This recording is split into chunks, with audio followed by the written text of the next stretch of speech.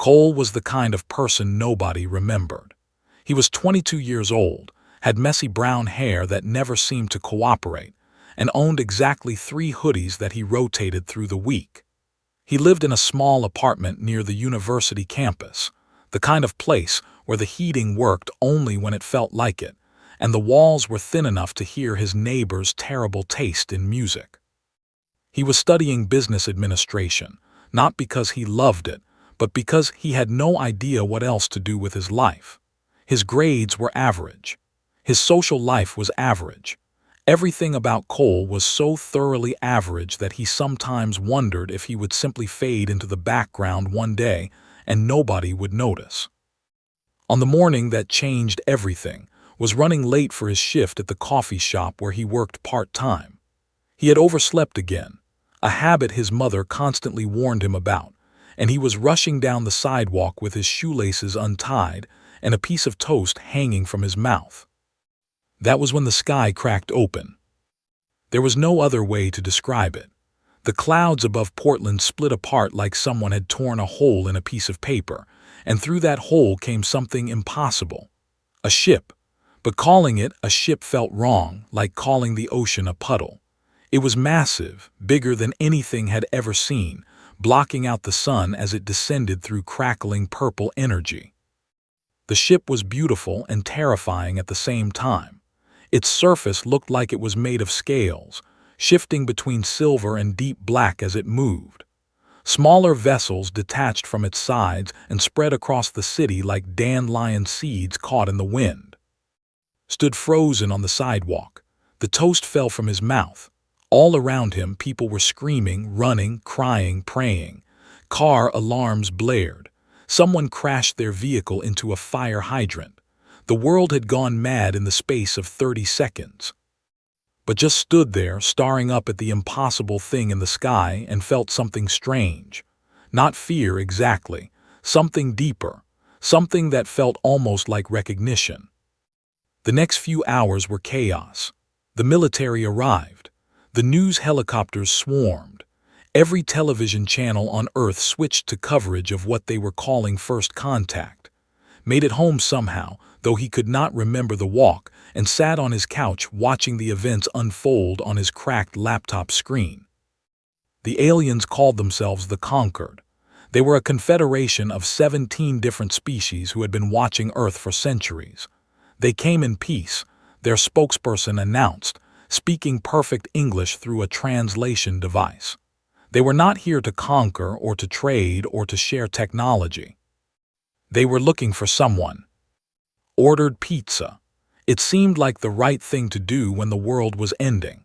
He was halfway through his second slice, watching a talking head on the news speculate about what the aliens wanted, when his apartment door simply stopped existing.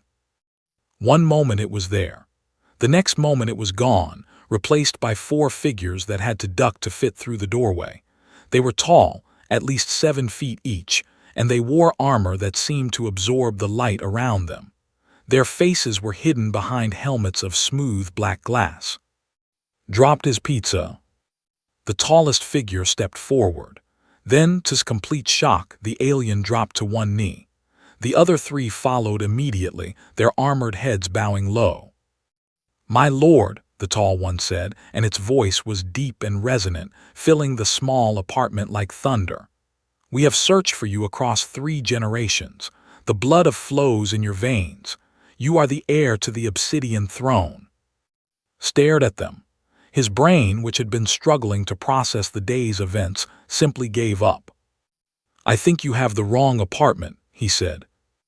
The tall alien, who would later introduce himself as Commander Vex, shook his head slowly. "There is no mistake. We have tracked your bloodline for 60 years. Your grandfather was the liberator of the outer territories, the breaker of chains, the ruler of 3 star systems. You are his only living heir." "My grandfather," said slowly, "was a carpenter. He made birdhouses. He taught me how to fish. He died 3 years ago in a hospital bed surrounded by his family. He was not a space emperor." "He was both," Vex replied, "and now you must come with us." What followed was the strangest night of his life. His mother, Cole, was brought to the alien vessel that hovered above the city. She was pale and shaking, clutching her purse like it was a lifeline, and when she saw her son surrounded by kneeling alien warriors, she fainted. When she woke up, she was lying on something that looked like a medical bed made of light. An alien with bronze skin and 4 arms was monitoring her vital signs, sat beside her, holding her hand. "Mom," he said gently, "we need to talk about Grandpa." The conversation that followed broke something in Cole's understanding of the world. She learned that her father, the quiet man who had read her bedtime stories and walked her down the aisle at her wedding, had lived an entire other life before returning to Earth. He had been abducted by slavers in 1952. He had led a rebellion. He had conquered 3 star systems. He had been the most feared warlord in a quarter of the galaxy. And then he had come home, married a schoolteacher named, and spent 40 years pretending none of it had ever happened. "Why did he never tell us?" whispered Ambassador, the 4-armed alien who seemed to be in charge of diplomatic matters, answered carefully. Wished to protect his family from the burdens of his legacy. He believed that if he simply disappeared, the outer territories would find another way. He was wrong. "What do you mean?" asked. "The obsidian throne has sat empty for 60 years. The piece your grandfather built is crumbling. Old enemies are gathering strength. By the laws of succession, you are the only one who can either claim the throne or formally renounce it. Until you do one or the other, you are legally the ruler of 40 billion people." Felt the room spin around him. He was a college student who could barely manage his own laundry. The idea that he was somehow responsible for billions of lives was so absurd that he wanted to laugh. But the aliens were not laughing. They were watching him with something that looked terribly like hope. "What happens if I renounce it?" he asked quietly. The silence that followed was the loudest thing he'd ever heard. Commander Vex finally spoke. "Then the succession wars will begin again. The factions your grandfather united will tear each other apart. Billions will die. Everything he sacrificed will have been for nothing." Looked at his mother. She looked back at him with tears in her eyes. "I don't know what to do," he admitted. Vex stood. Even kneeling, he had been imposing. Standing, he was terrifying, but his voice was gentle when he spoke. "You do not need to decide tonight, my lord. The journey to Prime, where the throne awaits, will take 9 days. You will have time to think, time to learn, time to understand what your grandfather truly was." He paused, and though could not see his face behind the black helmet, he somehow knew the alien was smiling. "And perhaps time to understand what you might become." The diplomatic vessel was called the Remembrance, and it was older than human civilization. Learned this on his first day aboard, along with approximately 10,000 other facts that made his head hurt. The ship had been built during something called the Third Expansion, which had happened roughly 8,000 years ago. It had carried diplomats, warriors, and royalty across the galaxy. And now it carried a confused college student who still could not believe any of this was real. His quarters were larger than his entire apartment back on Earth. The bed was enormous, covered in fabrics that felt like water and silk had somehow merged into one material. The walls could display any image he wanted, from peaceful forests to distant nebulas. There was a device that could create any food he requested, though most of what it produced tasted slightly wrong, like someone had described human food to the machine without ever actually eating any. He spent the first 2 days mostly in his room, trying to process what was happening. His mother had been given quarters nearby, but she spent most of her time crying or sleeping. Did not blame her. Her entire understanding of her father had been shattered. The gentle man who had bounced her on his knee had apparently also been responsible for the deaths of millions. On the 3rd day, Commander Vex came to see him. The alien had removed his helmet, revealing a face that was surprisingly human in its basic structure. 2 eyes, a nose, a mouth, but the details were wrong. His skin was with faint patterns that looked like circuitry running beneath the surface.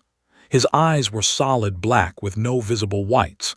When he spoke, could see that his teeth were sharp, designed for tearing meat. "You have been hiding," Vex said. "It was not an accusation, just an observation." "I have been thinking," replied. "In my experience, too much thinking without information leads only to fear." The commander sat down across from, his massive frame somehow folding into a chair designed for smaller beings. "I served your grandfather for 30 years. Perhaps I can answer some of your questions." Had so many questions that he did not know where to start. He picked one at random. How did he become what he was? He was just a farmer's son from Oregon. Vex's black eyes seemed to look through into some distant memory. "Your grandfather was taken by slavers when he was 24 years old. A ship crashed near his farm. He went to investigate, thinking it was some kind of aircraft accident.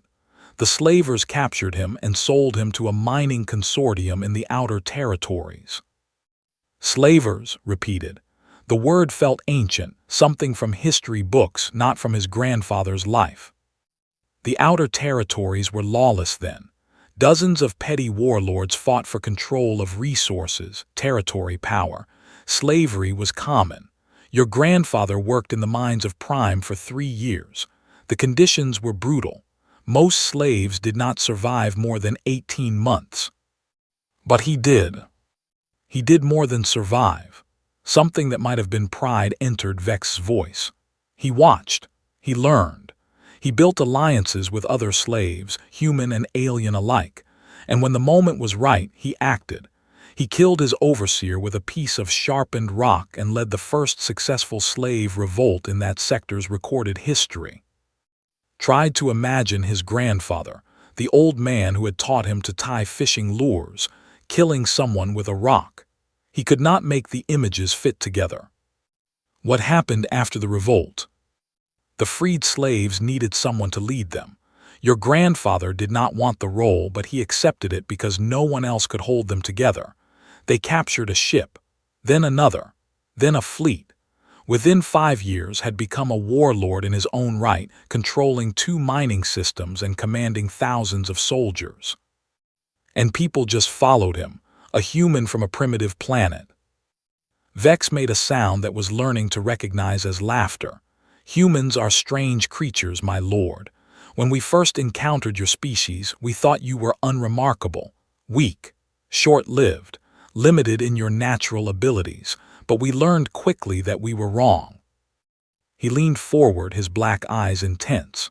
"Humans have something that most species lack. You call it willpower or determination or stubbornness.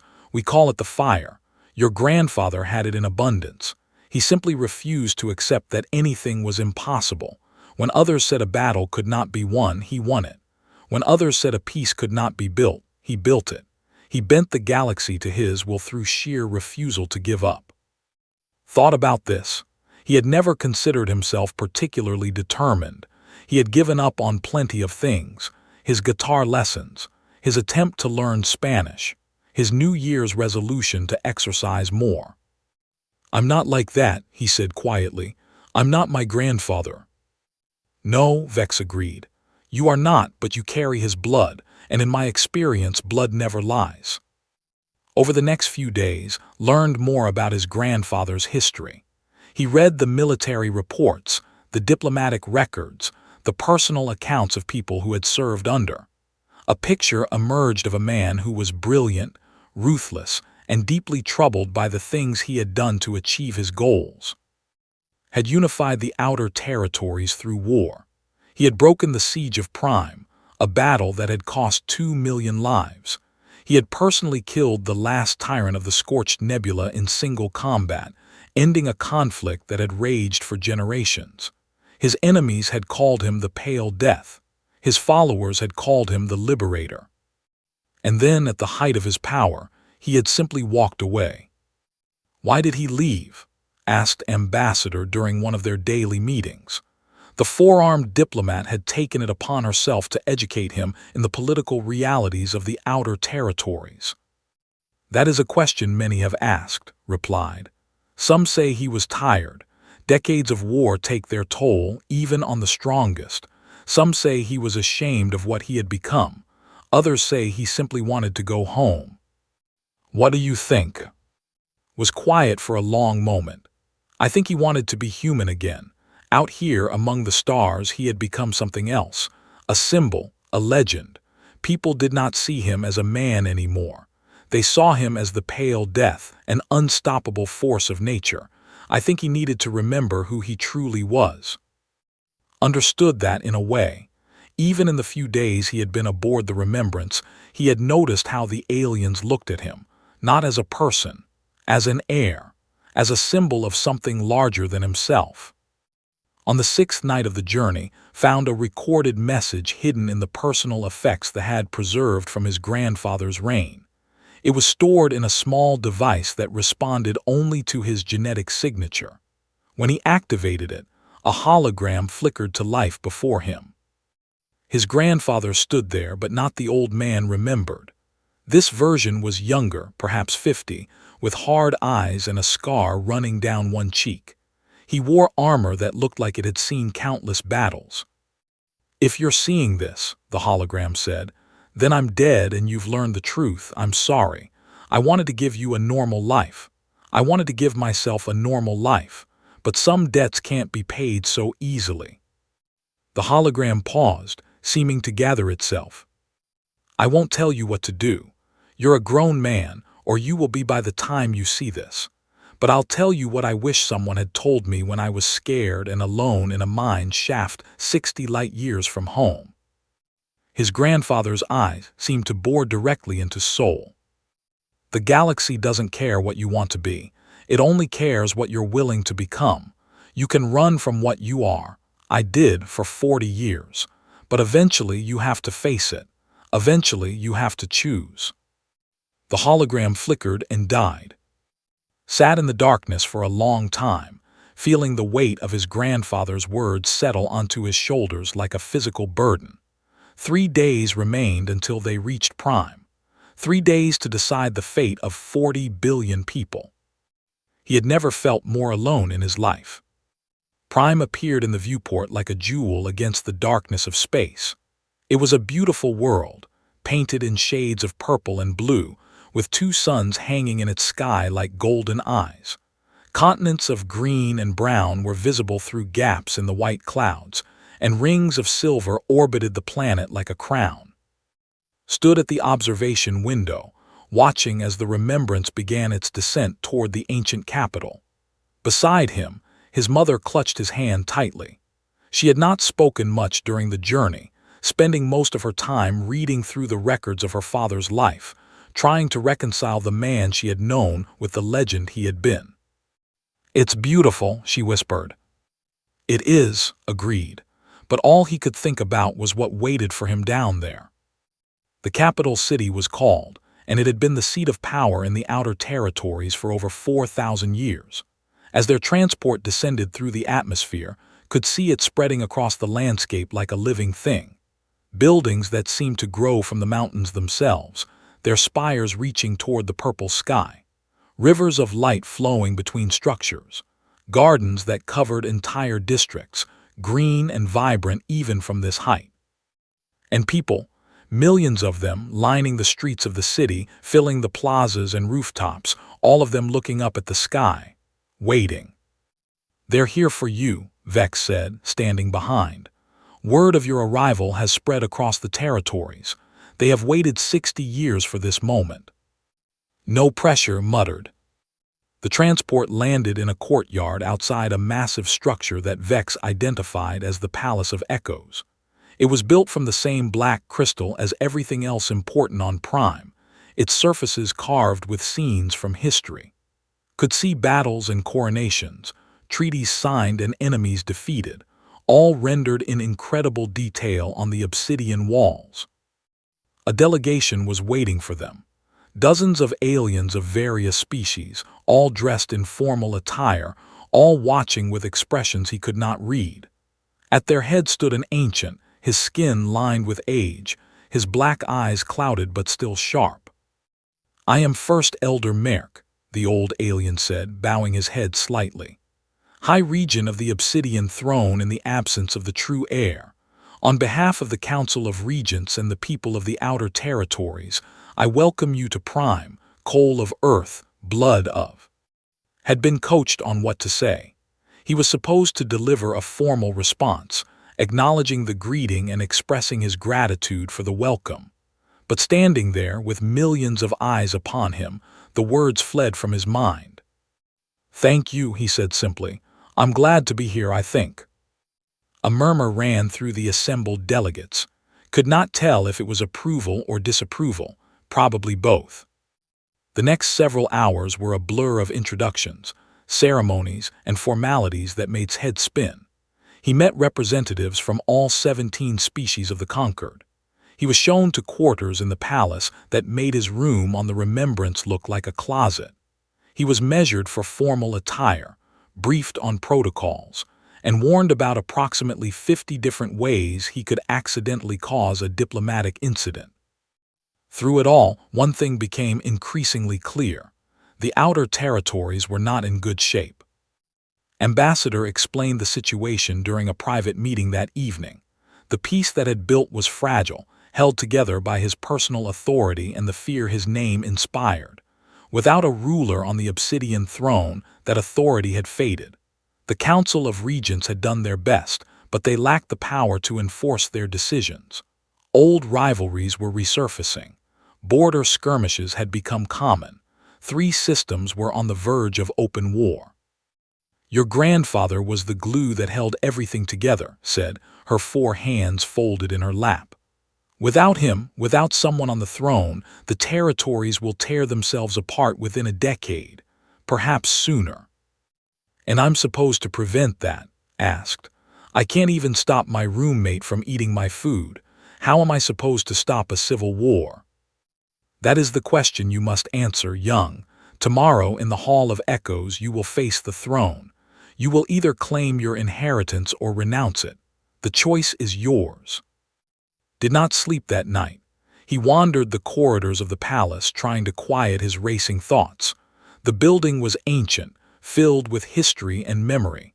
Of past, rulers watched him from the walls, their eyes seeming to follow his movement. He wondered how many of them had felt as lost as he did now. Near dawn, he found himself in a garden at the heart of the palace. It was quiet there, peaceful, filled with plants from 100 different worlds. A small stream ran through the center, its water glowing faintly in the dim light. He was not alone. A woman sat on a bench near the stream, her face illuminated by a handheld device she was reading. She looked up as he approached and realized with surprise that she was human. Actually human, not just humanoid. "You must be the heir," she said. Her accent was strange, not quite American, not quite anything else. "I wondered when I would meet you." "You're human," said, stating the obvious. "Grace Palmer." She stood and offered her hand, and he shook it automatically. "My grandparents were taken from Earth in the 1960s. I was born out here. Never been to Earth, actually. Heard it's nice." "It has its moments." Sat down on the bench beside her. "How many of us are there? Humans, I mean, out here in space." "A few thousand scattered across the territories. More than you'd expect. The slavers like taking humans. We're adaptable, apparently. Good workers. And occasionally we produce someone like your grandfather." The great could not keep the bitterness from his voice. "Everyone keeps telling me how amazing he was, how he changed everything, how I'm supposed to live up to his legacy." Grace was quiet for a moment. "Did anyone tell you about the burning of?" "No." "Your grandfather ordered the bombardment of a city. 50,000 civilians died. Men, women, children. He did it because the local warlord was using them as shields, and the only way to break the siege was to show that shields would not work against him." "Felt sick. Why are you telling me this?" "Because everyone wants to paint as either a hero or a monster, and he was neither. He was a man who made terrible choices because he believed they were necessary. He saved billions of lives and he took millions. He built peace on a foundation of fear. and in the end, he ran away because he could not live with what he had become. She turned to face him, and her eyes were kind. You don't have to be him. You don't have to make the same choices, but you do have to make a choice. Tomorrow, in the Hall of Echoes, you have to decide what kind of person you want to be. What if I choose wrong? Grace smiled sadly. Then you do what everyone does, you live with it, you learn from it, and you try to do better. The suns rose over Prime, painting the sky in shades of gold and purple. Somewhere in the city below, millions of people were waking up, preparing for the day that would decide their future. Watched the light spread across the landscape and felt something shift inside him. He was terrified, he was unprepared, he had no idea what he was doing. But he was also, he realized, angry. Angry at his grandfather for leaving this burden on his shoulders. Angry at the galaxy for expecting a college student to solve its problems. Angry at himself for considering walking away when billions of lives hung in the balance. Anger, he decided, was better than fear. At least anger could be useful. I should go, he said to Grace. I have a throne to deal with. She nodded. For what it's worth, I hope you stay. The territories need someone different, someone who can build something new, not just maintain what came before. Stood and looked out over the garden one last time. Then he turned and walked back into the palace, toward whatever waited for him in the Hall of Echoes. Whatever he decided, it would be his choice, not his grandfather's legacy, not the galaxy's expectations. His. The Hall of Echoes was the most sacred place in the outer territories. It had been carved from a single piece of obsidian crystal over 3,000 years ago, and every ruler since then had stood before the throne that rested at its heart. The walls remembered. That was what they believed. Every word spoken in the hall was absorbed by the crystal, preserved for eternity. If you stood very still and listened, they said, you could hear the voices of the dead. Stood at the entrance to the hall, dressed in formal black attire that felt like armor even though it was made of fabric. Behind him, thousands of witnesses had gathered in the outer chambers, representatives from every world and faction in the territories. His mother stood among them, her face pale but proud. Commander Vex was there, an ambassador, and Grace Palmer, and countless others whose names he had learned over the past few days. They were all waiting for him. First Elder Merrick stood beside at the entrance, his ancient face unreadable. By tradition, the heir must walk to the throne alone. No guards, no companions. You must face your choice with only yourself for company. Why? Asked. Because power, true power, cannot be given by others. It must be claimed. It must be chosen. The old alien placed a hand on shoulder. Whatever you decide today, young, know that you have already done something remarkable. You came. Many in your position would have run. I thought about it, admitted. Of course you did. Only fools and do not consider running when faced with impossible choices. Merrick's lips curved in something that might have been a smile. Your grandfather was no fool, whatever else he was, and neither, I think, are you. The great doors swung open, and stepped into the Hall of Echoes. It was vast. That was his first thought. The ceiling was so high it disappeared into shadow. The walls stretched away on either side, covered in carved scenes that seemed to move in the flickering light. And the throne. The obsidian throne sat at the far end of the hall, on a raised platform that required climbing 50 steps to reach. It was massive, carved with scenes of battle and triumph, its surface polished to a mirror shine by centuries of use. Above the throne hung the banner of a black flag bearing the symbol of a hand clutching a broken chain, his grandfather's symbol, the mark of a freed slave who had become an emperor. Began to walk. His footsteps echoed in the vast space, and as he walked he began to hear them.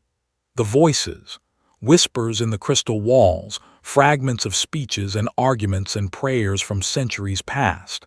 He could not make out the words, but he could feel them, pressing against his consciousness like memories that did not belong to him. The walk seemed to take forever and no time at all. One moment he was at the entrance, and the next he was standing at the base of the steps, looking up at the throne that had sat empty for 60 years. 12 figures waited for him there. The Council of Regents, arranged in a semicircle around the base of the platform. They were old, all of them, representing the most powerful factions in the territories. Some looked at with hope, others with barely concealed contempt. One, a reptilian being with scales the color of dried blood, looked at him with what could only be described as hunger.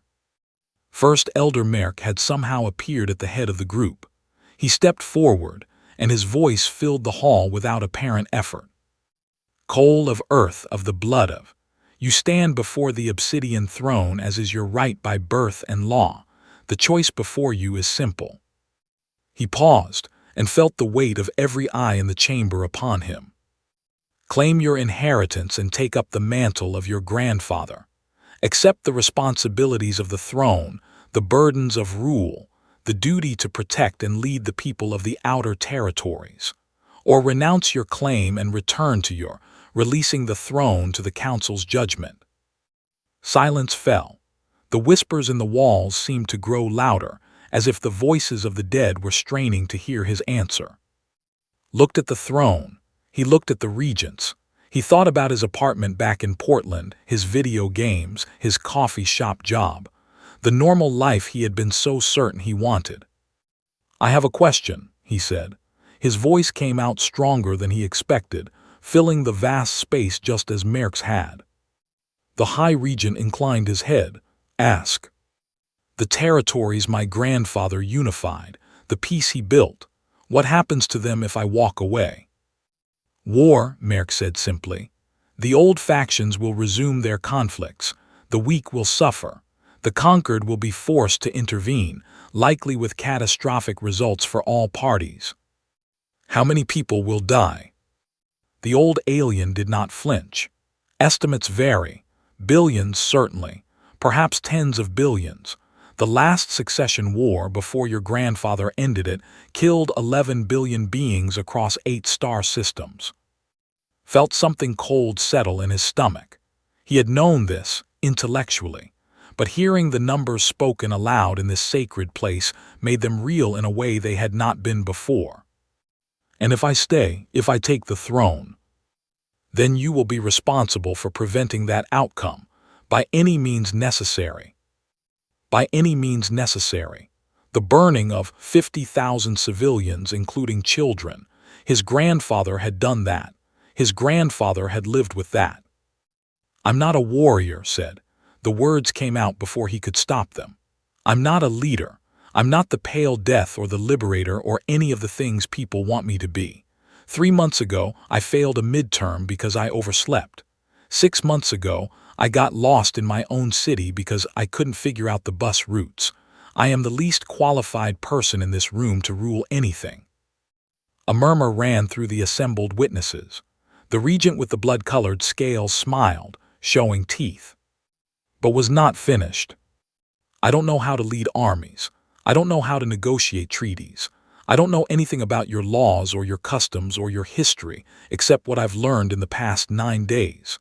He looked at the faces around him, alien and strange and waiting. But I know that running away won't make any of this better. I know that if I go home and try to pretend this never happened, I'll be able to hear the screaming every time I close my eyes. He turned to face the throne directly. My grandfather ran. He spent 40 years hiding from what he'd done and what he'd built. And all that running accomplished was putting this choice on my shoulders instead of facing it himself. Something was building in his chest, not anger anymore, something brighter, something that felt almost like fire. I am not going to run. I am not going to hide. I am not going to let billions of people die because I was too scared to try. He began to climb the steps, 50 of them. He counted each one. I claim the throne, he said, and his voice rang through the hall like a bell. I claim my grandfather's legacy, and I claim the right to do this my own way. He reached the top. He turned to face the chamber below. And then Cole, the unremarkable college student from Portland, Oregon, sat upon the obsidian throne. The effect was immediate. The whispers in the walls rose to a roar, centuries of voices crying out in recognition. Light blazed from crystals set into the walls, illuminating the hall in shades of gold and silver. The banner of unfurled above him, the broken chain catching the light like a promise. And below him, one by one, the regents dropped to their knees. Even the one with blood-colored scales, even those who had looked at him with contempt. First Elder Merc's voice cut through the chaos, strong and clear. All hail first of his name, master of the obsidian throne, protector of the outer territories, lord of the broken chain. The cry was taken up by the witnesses in the outer chambers. It spread through the palace, through the city, through the world. Millions of voices, raised in celebration and hope and fear. Sat on the throne that had been empty for 60 years, and felt the weight of 40 billion lives settle onto his shoulders. He was terrified. He was unprepared. He had absolutely no idea what he was doing. But he was here. He had chosen. Now he just had to figure out how to survive it. The first year was brutal. Made mistakes. He made many mistakes. He trusted advisors who were secretly working for rival factions. He misread diplomatic signals and nearly caused a war with a species he had not even known existed. He gave a speech that was supposed to be inspiring, but that accidentally insulted the religious beliefs of 3 different worlds.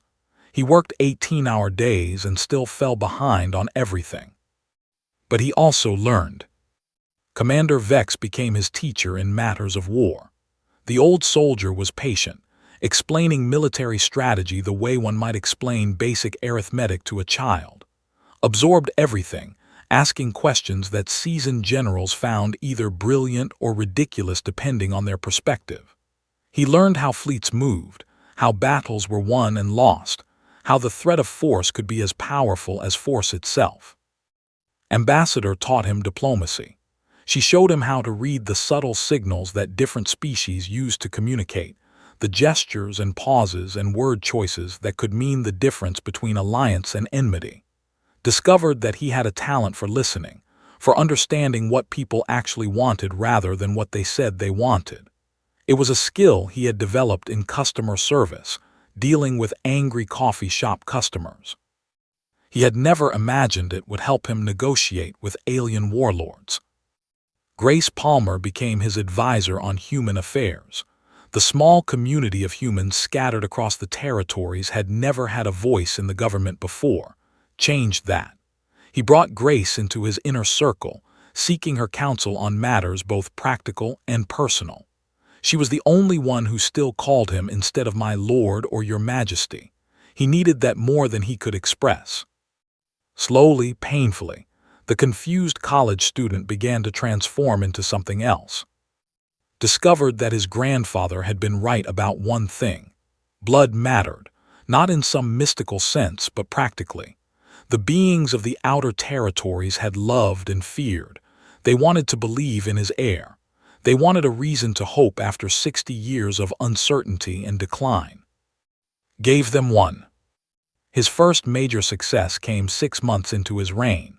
A border dispute between 2 systems had been festering for 30 years, threatening to explode into open warfare at any moment. Previous rulers had tried to impose solutions through force or threats, tried something different. He invited the leaders of both systems to the palace. He sat them down in a room together, and then he did something that shocked everyone present. He listened. For 3 days he let them talk. He asked questions. He took notes. He made sure each side felt heard, really heard, in a way they never had before. And on the 4th day, he proposed a solution that gave both sides most of what they wanted while requiring each to compromise on the points that mattered least. They had never seen anything like it. The concept of a ruler who asked questions and admitted uncertainty was revolutionary. Rulers were supposed to be strong, decisive, certain. Was none of those things, and somehow that made him effective in ways that strength alone could not match. He reformed the tribute system that had funded the throne for centuries. Instead of mandatory payments enforced by military threat, he created a voluntary contribution system with clear benefits for participating worlds. Economists predicted disaster. Instead, revenue increased by 40% within 2 years. People, it turned out, were willing to pay for services they actually valued. He opened the military academies to commoners for the first time in history.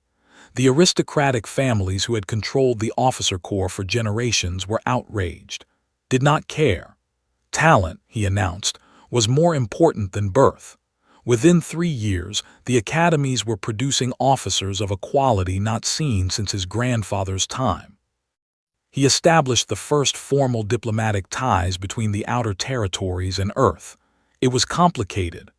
Earth was still processing the fact that aliens existed, let alone that one of their own had become an interstellar emperor, but worked patiently, building connections, opening channels of communication. He wanted his two worlds to know each other. His enemies called him soft, weak, a pale imitation of the pale death. Then came the uprising. They had been conquered by 40 years ago, and they had never forgiven it.